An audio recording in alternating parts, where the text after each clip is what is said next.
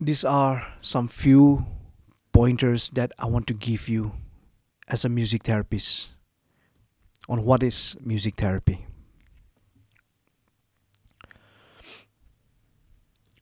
So let's start with music therapy for inclusive setting for special need children. Under this, here are 3 pointers: advantages of circle formation in groups, considerations for session format, music ensembles, purpose and its procedures. First of all, we'll take a look at advantages of circle formation in groups.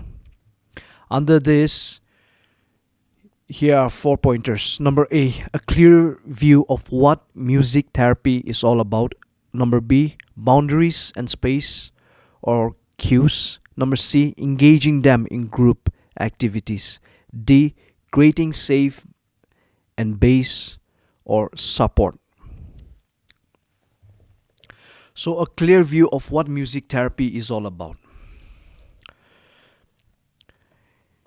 Here it says what it means by a clear view of what music therapy is all about is giving a child or giving the children a clear view of what music therapy is all about is what are you going to do in the session with a child? What is the session all about? What kind of session and goals that you are there for the child? And keeping in mind that just by playing some random music is not music therapy. One needs to first know or understand what the child goals are in the area that you plan to work with, and then decide one goal that you are going to achieve with the child. So that is a clear view of what music therapy is all about before you start. Number B, boundaries, space and cues. So what does this mean?